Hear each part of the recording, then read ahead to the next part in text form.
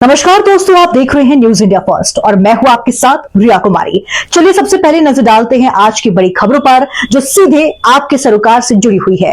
तो बिना किसी देरी के शुरुआत करते हैं आज की मुख्य खबर से। बुलंदशहर पहुंचे चंद्रशेखर आजाद। संसद में पेश 3 कानून पर बोले सांसद चंद्रशेखर आजाद। संसद में कानून पास कराना आसान नहीं, इसकी जांच नीतीश कुमार और चंद्रबाबू नायडू तक जाएगी। आज उत्तर प्रदेश तक भी आ सकती है। चोरी हक की हो या वोट की चोरी गलत है। जब चोरी होती है तो लोगों के मन में क्रोध और अविश्वास लाजमी है। चंद्रशेखर। बिहार विधानसभा चुनाव से ठीक पहले 65,000 मतदाताओं को निकाल दिया गया। एक मतदाता भी महत्वपूर्ण होता है। सवाल यह है कि लोकसभा चुनाव में इन्हीं क्षेत्रों में इन्हीं वोटर्स ने 40 में से 30 सीटें एनडीए को देने का काम किया था। बिहार चुनाव में 65,000 मतदाताओं को बाहर कर सुनियोजित वोट चोरी की साजिश की गई है। 22 तारीख तक सुप्रीम कोर्ट ने मतदाता सूची से हटाए गए मतदाताओं की सूची मांगी है। इसके बाद ही पता चलेगा। हम चाहते हैं कि सही वोटर मतदाता से ना हटे और गलत वोटर ना रहे।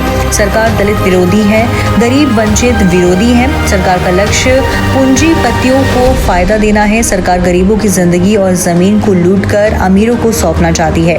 पत्रकार सुरक्षित नहीं है, जवान नौजवान सुरक्षित नहीं है, महिला सुरक्षित नहीं है। हाल ही में क्षेत्र में पानी किसानों की फसलों को बहा ले गई। सरकार शिक्षा और रोजगार का अधिकार छीन रही है। खुलेआम रेप हत्या हो रही है, कोई पूछने वाला नहीं है। निकम्मी सरकार बड़े दावे करती है। सरकार को शर्म आनी चाहिए। सांसद चंद्रशेखर आजाद बुलंदशहर के गांव जौनपुर में आजाद समाज पार्टी के कार्यकर्ता की शोक सभा में शामिल होने के लिए बुलंदशहर आए थे। बुलंदशहर से धर्मेंद्र निगम की खास रिपोर्ट।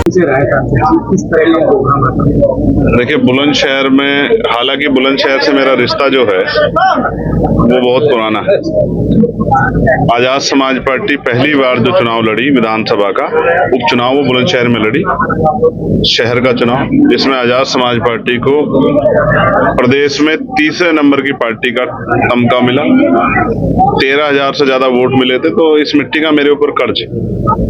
और आज मेरे छोटे भाई हैं यहाँ रोशिंदर, जिनकी पत्नी यहाँ ग्राम प्रधान भी हैं। उनके पिताजी श्रीपाल सिंह जी कुछ दिन पहले वो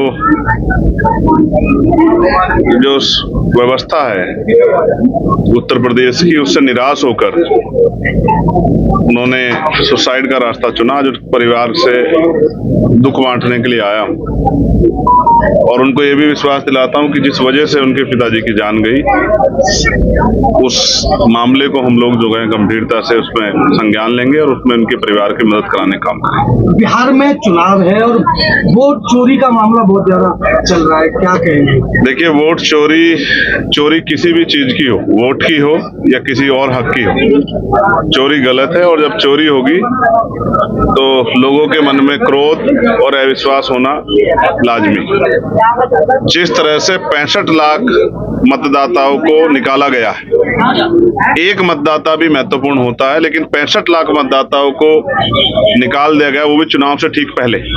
तो सवाल ये बनता है कि अभी 1.5 साल पहले लोकसभा का चुनाव हुआ, ये 65 लाख मतदाता तो वहीं थे। इन्हीं मतदाताओं ने 40 में से 30 सीट एनडीए को देने का काम किया।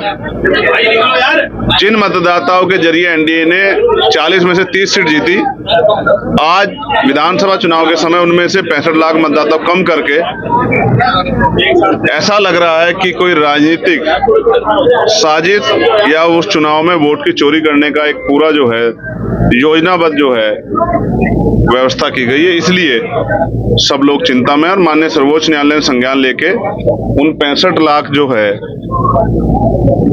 मतदाताओं की सूची मांगी। और सूची उन्होंने 22 तारीख तक का समय दिया था, आज तक उनको अपलोड कर दी थी। वो सूची सामने आ जाएगी, उसका कारण भी सामने आ जाएगा। मैं चाहता हूं जिसका अधिकार बैठता है वोट का, उसको मिले और जो अवैध वोट है वो हटाए जाएं। लेकिन अवैध के नाम पे जिनका अधिकार है उनका अधिकार ना छीना जाए, क्योंकि मत इस देश में सबसे शक्तिशाली है। यूपी में जाति के आधार पर जो विलय है वो लगातार बढ़ रहे हैं, खासतौर से दलितों के साथ। क्या वजह है? वजह आप जानते नहीं हो कि जो सरकार है वो दलित विरोधी है। जो सरकार आज व्यवस्था में, वो दलित ही नहीं, वो हक वंचित कमजोर हर समाज के विरोधी है और उसका एकमात्र लक्ष्य है कि पूंजीपतियों को फायदा देना है और गरीबों की जिंदगी, गरीबों की जमीन लूट कर जो है सरकार को उन अमीरों को सौंपती है। ये सबको दिख रहा है। आज पत्रकार सुरक्षित नहीं है, पुलिस के जवान सुरक्षित नहीं है, नौजवान सुरक्षित नहीं है, महिलाएं सुरक्षित नहीं है, किसान, अभी ये पूरी बेल्ट में पानी आता है, किसानों की फसलें बह गई, सरकार में कोई सुनने वाला नहीं है। लगातार हम लोग मांग उठा रहे हैं। स्कूल बंद किए गए तो उस पर मर्जीकरण के खिलाफ हमने आवाज उठाई, तब जाके वो स्कूल रुके हैं। शिक्षा का अधिकार छीन रहे हैं, रोजगार का अधिकार छीन रहे हैं, जमीनें छीन रहे हैं, लोगों की जान छीनी जा रही है सरकार में, बहन बेटियां सेफ नहीं, रेप हत्या हो रही है, कोई पूछने वाला नहीं है। और निकम्मी सरकार फिर भी बड़े बड़े दावे करती है। शर्म आनी चाहिए सरकार को। संसद में 3 विधेयक वो जो पास हो रहा है, कानून पास हो रहा है, क्या है वो? नहीं, अभी आए हैं, पास करवाने के लिए बहुत जोर लगाना पड़ेगा अभी तो उसका जवाब। और मुझे ऐसा लगता है सबसे ज्यादा खतरा नीतीश जी को और नायडू जी के ऊपर ही मंडरा रहा है और हो सकता है खतरे की आंच उत्तर प्रदेश तक भी आ जाए।